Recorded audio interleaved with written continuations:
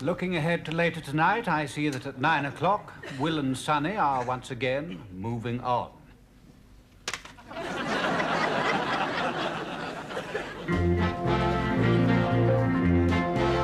Hey, Sonny, look what I found. My God! Go get a doctor, quick! Say, Sonny, you hurt bad? You ever hear of anybody hurt good? How did it happen, man? Remember back in '69 went through Houston? Yeah? Remember that Lois gal? The one with the big spread. That's the one. Well, I never told you this. Only one night she asked me to see her home and said she was afraid of prowlers. So I done that. Get up to her front door and she said she was afraid of the dark. Would I go in and switch on the lights? So I done that for her. And then she said she'd hurt her hand and would I mind helping her take off her clothes? So I done that for her. And she sat down next to me in the divan and she sort of leans across me and switches off the light. What did you do, man? Well, I can take a hint. I'll come on home. You see, just now I was working away and I had in my hand one of them little sharp-pointed little oil things. Nipples. It's true. You see, I get to thinking about Lois, and it suddenly dawned on me what that gal really wanted me to do. You know what I did? Put my hand up to my forehead like that. I went, wow! You know what? Done it again.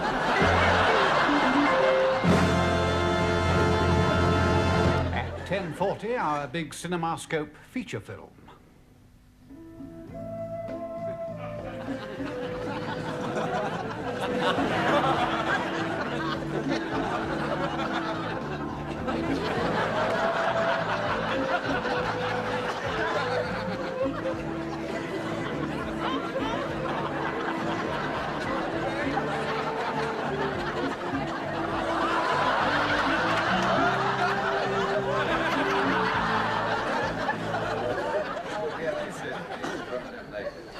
Day after day in their darkened huts.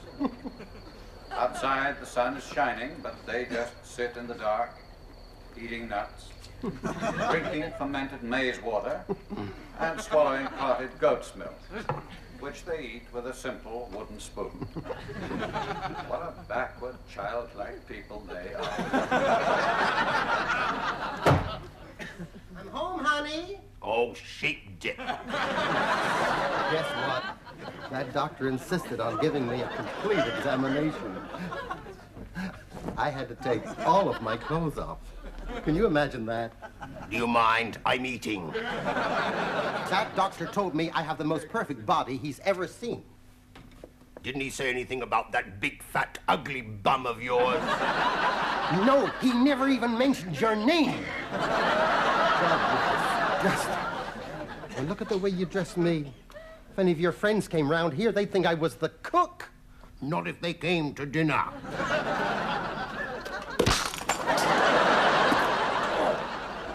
It's our anniversary. Oh, it's our anniversary. Big deal. You remember our wedding night? Gosh, you were so eager you didn't even give me time to take my stockings off. Tonight you'll have time to knit yourself a pair. You skunk! Nick and Honey. Congratulations, dear. Oh, for me? Yeah. Oh, how kind. Oh, you and Martha have been married for 14 years. It's funny. I don't remember breaking 2 mirrors. Mom, 14 years married to that great big He-Man. He-Man? Honey, that feller of mine got a hernia trying to inhale a filter cigarette. Well, I never did. Honey, you must have done. The girls at college adore him. Doesn't it ever worry you, him chasing after girls? Honey, I've got a dog that chases after cars. But if he caught one, he couldn't drive the damn thing! Why don't you lace up your mouth and rant out your head as a football? Men like me don't grow on trees, you know.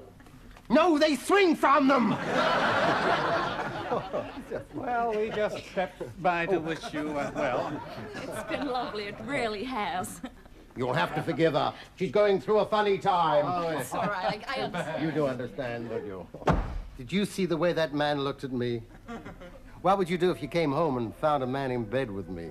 I'd hit him over the head with his white stick. She's beautiful, and she uses palms. I use pawns. So does a duck. That's true.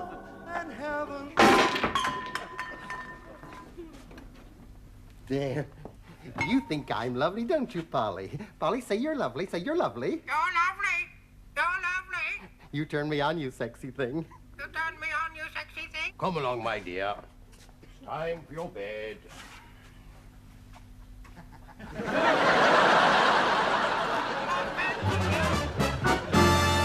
Ladies and gentlemen, the farinaceous ladybirds.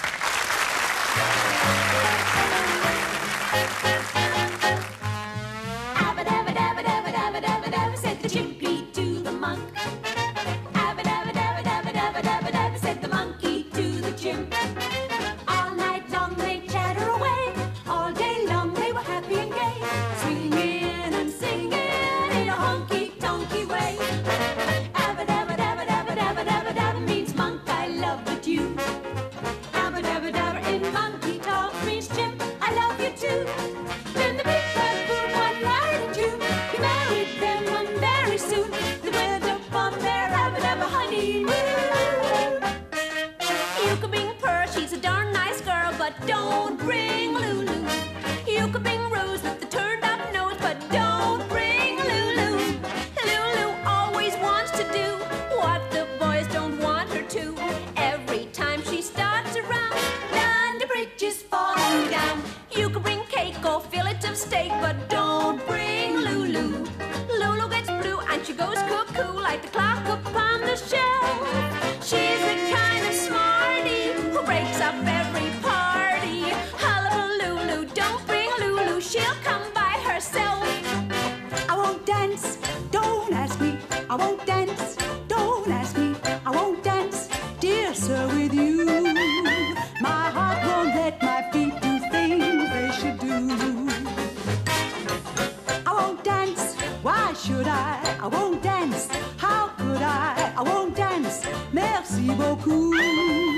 I know that music leads the way to romance. So if you hold me in your arms, I won't dance. I wanna be loved by you, just you, and nobody else but you. I wanna be loved by you, a love, boop-boop-be-doo. I wanna be kissed by you, just you, and nobody else but you.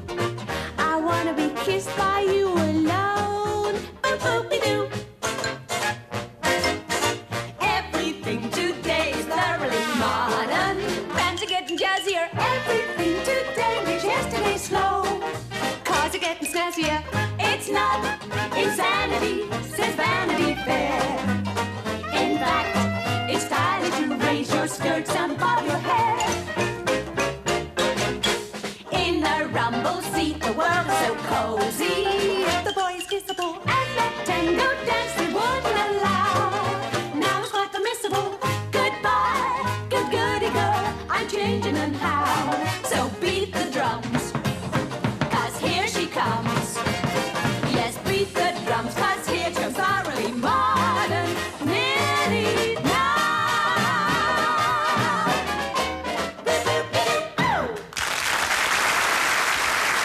Oh, there's a fly in my soup.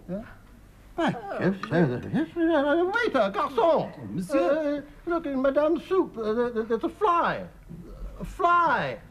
In the soup. Le mouche. Le mouche. No, monsieur, s'il vous plaît. La mouche. It is feminine. I say, you got damn good eyes. From Hollywood, California, we bring you Murder on the Oregon Express, starring Buddy Ebsen as Barnaby Jones. Seems to me that death is simply nature's way of telling you to slow down. Special guest star Peter Falk as Columbo. Oh, Lewis, you happen to see a red Oriental book written by, the name's on the tip of my, not the tip of my, no, the tip of my, Tongue. Yeah, tongue. Might see tongue? No.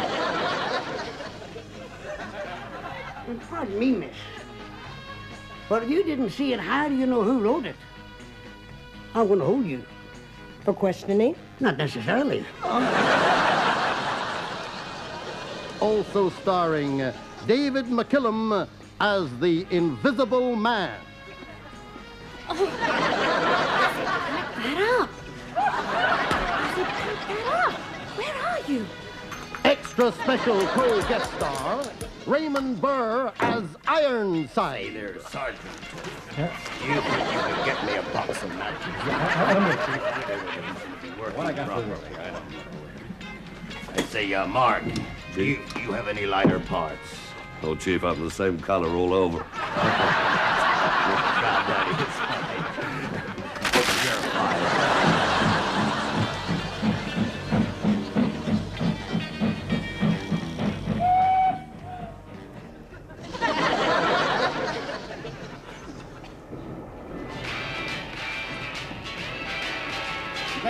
Now, hold on there just a minute. My name's Marshal McLeod, and I'm here to tell you this compartment is reserved.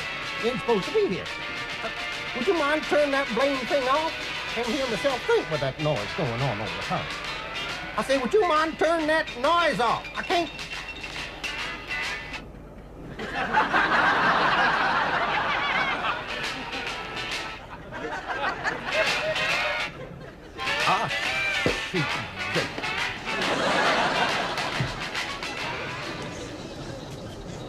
Mind if I join you, Cannon? By all means, be my guest.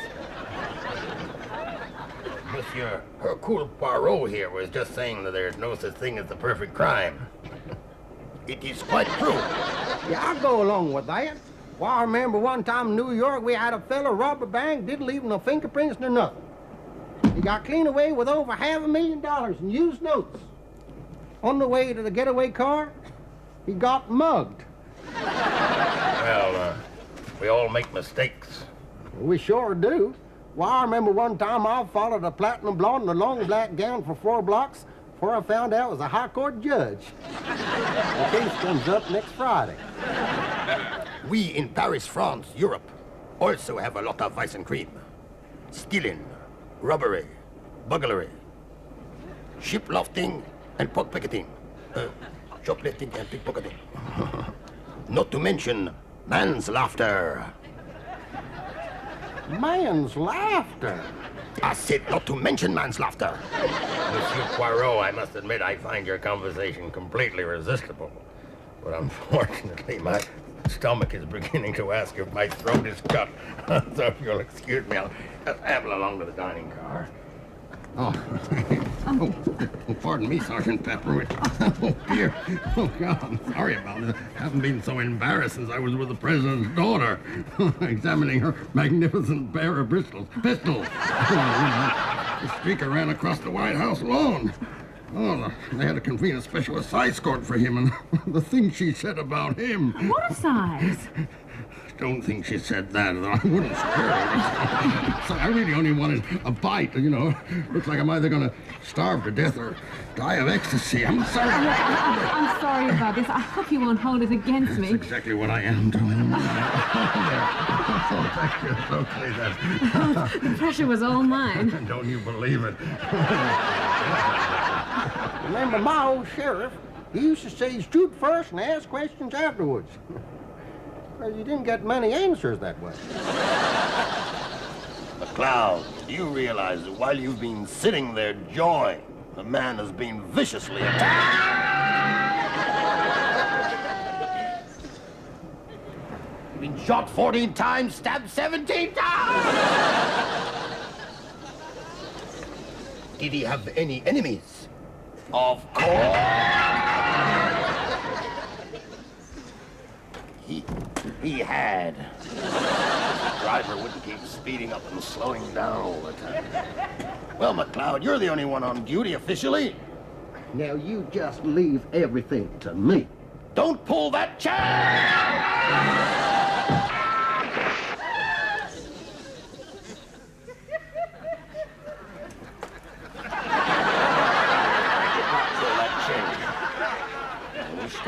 You had. Well, get on with it, McLeod.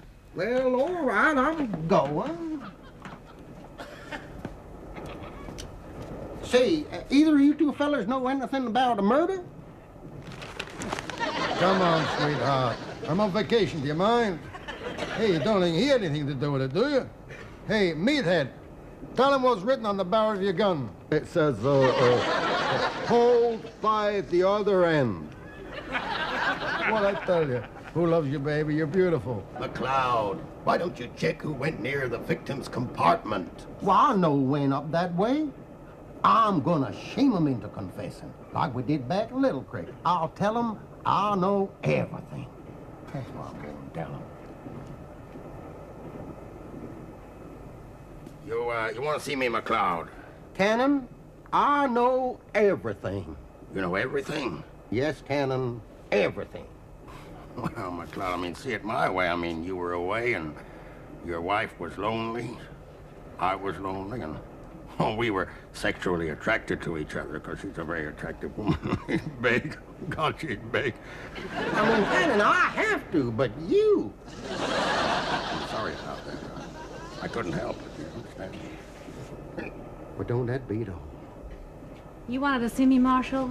Sergeant Pepper, I know everything. Everything? Yes, Sergeant Pepper, I know everything. Oh, sir, I'm not really immoral. It's just that I can't say no to a man in uniform. I mean, I'm not an nymphomaniac. At least I don't think I am. It's just that smoking makes me feel sexy. I mean, every time I have a cigarette, I just want to grab the nearest man and tear all my clothes off. Now, don't you worry about things. All right, dear Sergeant Pepper, you go to your compartment, sit down, I'll be along and have a chat in a minute. In the meantime, I can smoke that. Well, I never did. But I sure as hell am going to. You want to see me, McLeod? Barnaby Jones, I know everything. Everything? You know everything? Yes, old timer, I know everything. My son!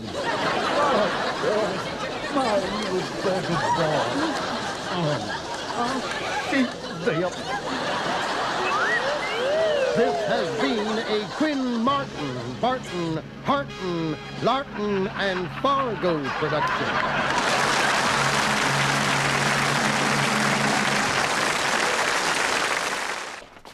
Hey, you! Would you get us a bottle of lemonade? A big one! Excuse me, sir, but you're not allowed to eat your own food in here. Oh, I didn't know that. He's gone!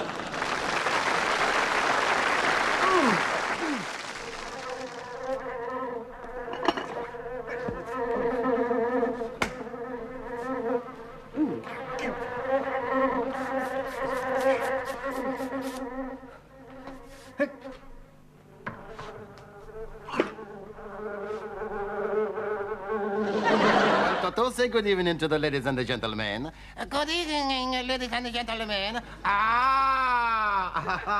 She's very pretty. She's very beautiful. If I told her she has a beautiful figure, do you think she would hold it against me? You're very naughty. Ah! Cognac! A cognac! A cognac! Cognac! Cognac! You're not going to have a cognac. You are going to drain the milk. I don't like milk. It's terrible. It is not terrible. It's very nice. You don't like the milk? Then I will drink the milk. And I will drink the cognac. No. While I am drinking the milk, you will recite the alphabet.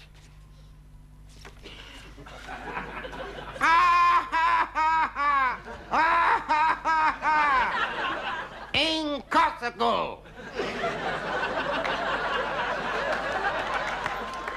It's not incorsical. It's not incorsical. Very well. Very well, then. I will drink the milk, and you will recite the alphabet. You will...